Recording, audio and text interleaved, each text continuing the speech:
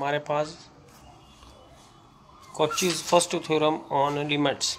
यह थ्योरम अगर A N L को टेंड करता है तो इनका जो अर्थमेटिक मीन है सीक्वेंस का वो भी एल को ही टेंड करेगा। ठीक है, तो हमने प्रूफ में क्या करना है कि ए एन माइनस एल एक लेंगे, उसको टी एन का नाम देंगे। यहाँ से हम लिख सकते हैं कि जो ए एन है टी एन प्लस एल के बराबर है। अब ये वाली टर्म लिखनी है यहाँ पर, क्योंकि ए एन ए वन क्या आ जाएगा टी वन, ए वन की जगह पे टी वन, ए टू की जगह पे टी टू, ऐसे वैल्यूज़ पुट कर देनी है। जो ये एल एन टाइम्स आ रहा है एन एल, बाकी टर्म्स टी वाली अलग कर देनी है। ठीक है, तो इस तरह से ये लिख सकते हैं हम सॉल्व करके। तो ये हमारे पास है A N T N plus L के बराबर, क्योंकि अब देखो ए एन एल को टेंड कर रहा है, जब अगर ए एन एल को टेंड कर रहा है तो इसको ज़ीरो होना पड़ेगा, इसका मतलब टी एन ज़ीरो को टेंड कर रहा है। ठीक है, ज़ीरो को टेंड कर रहा है, कन्वर्ज कर रहा है, टी एन कन्वर्ज कर रहा है। तो कन्वर्जेंस की डेफिनेशन क्या होती है? For epsilon greater than zero there exist M such that इन दोनों का डिफरेंस एप्सिलॉन से छोटा होता है। यहाँ पे हमने एप्सिलॉन बाई 2 लिख लिया, कोई दिक्कत नहीं। एप्सिलॉन के बाद कोई एप्सिलॉन के साथ कोई कांस्टेंट भी लगा सकते हैं। फॉर एन ग्रेटर देन और इक्वल टू एम, तो इसको हम ऐसे लिख सकते हैं, इसको हमने नंबर दे दिया कोई। अब ये हमें पता है कि जो कन्वर्जेंट सीक्वेंस होती है बाउंडेड होती है, तो क्योंकि जो टी एन कन्वर्जेंट है तो टी एन बाउंडेड भी है। अगर बाउंडेड है तो कैसा के मिल जाएगा कि हर एक टर्म का मोड लेस देन के होगा। ठीक है, ये बाउंडेड की डेफिनेशन है, याद रखनी है हमने। उसके बाद है कि हमने ये टर्म अब कंसिडर करनी है। यहाँ पे अलग अलग ऐसे लिख सकते हैं इनको। देखो, क्योंकि एन एम से बड़ा है तो एम के बाद कौन सी टर्म आएगी? M plus one, M plus two, फिर एन तक जाएंगे। तो यही हमने किया है, इस टी वन टी एन तक सभी टर्म्स लिख लिए हैं, बीच में एम एम प्लस वन भी आ गए। नेक्स्ट उसके बाद हमने ट्रायंगुलर इनइक्वालिटी लगा देनी है। ये ट्रायंगुलर इनइक्वालिटी लग जाएगी। ठीक है, ट्रायंगुलर इनइक्वालिटी में क्या होता है?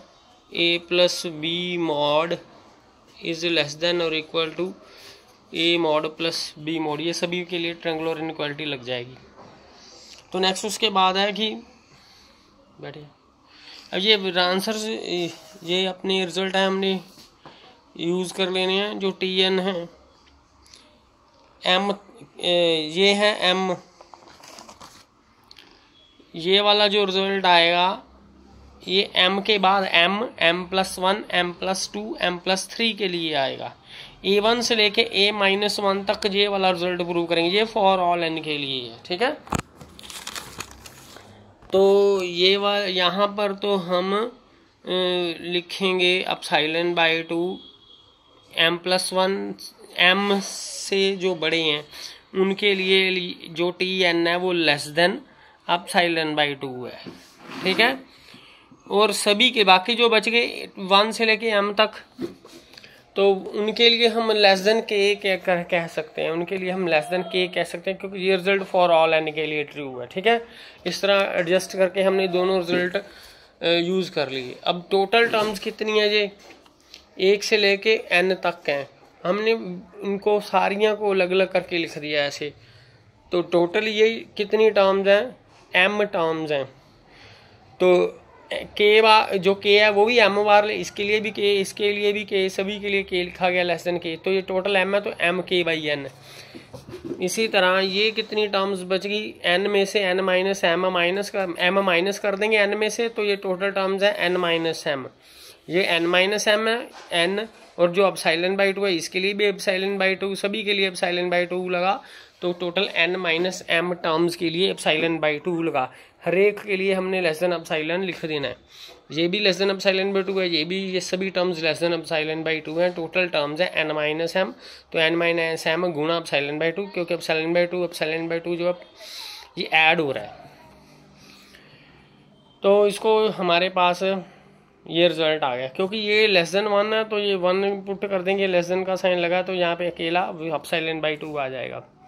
फिर उसके बाद क्योंकि अगर एन टेंड्स टू इन्फिनिटी नहीं, ये 0 को टेंड करती है, ये अगर 0 को टेंड करे तो वही डेफिनेशन लगा देनी है 0 को कन्वर्ज करने की, जो अभी यहाँ पर हमने लगाई थी। तो ये भी लेस देन एप्सिलॉन आ जाएगा। ठीक है, अब जो अलग अलग है ना, इसके लिए पी ले लिया हमने, तो हमने एक ही के लिए काम करना होता है सभी इनइक्वालिटीज़ को। तो हम जो भी एम पी हमने यूज़ किया उसका मैक्सिमम ले लेते हैं, तो जितनी भी इनइक्वालिटीज़ हैं वो 1 के लिए आ जाती हैं हमारे पास। ठीक है, तो इसको जो ये वाला रिज़ल्ट था ये वाला रिज़ल्ट हमने प्रूव कर दिया इसके लेस देन है, तो उसको हम -0 भी लिख सकते हैं। तो क्लियरली ये लेस देन ε/2 पुट कर दिया तो n ग्रेटर देन और इक्वल टू q आ गया, क्योंकि वो हमने एक q के लिए काम करना था। तो यहाँ से आ गया कि ये सारा सम, ये टोटल अब ε/2 लेने का फार्मूला पता लग गया ना कि बाद में ये एप्सिलॉन बन जाता है, हमने अपनी कन्वीनियंस के मुताबिक लिख लिया। तो ये एक सीक्वेंस बन गई, इसका 0 से डिफरेंस लेस देन एप्सिलॉन है for all n greater than और इक्वल टू q। तो कन्वर्जेंट सीक्वेंस की डेफिनेशन लग गई, तो इसका मतलब ये सीक्वेंस 0 को कन्वर्ज करेगी। तो अगर ये 0 को कन्वर्ज करती है सम वाली, ठीक है, अगर ये 0 को कन्वर्ज करती है तो फ्रॉम फर्स्ट xn l को कन्वर्ज कर जाएगा। फ्रॉम फर्स्ट ये 0 को कन्वर्ज कर जाएगी, तो फिर xn किसको कन्वर्ज करेगा? l को। तो xn l को कन्वर्ज करेगा, यही हमने प्रूव करना था।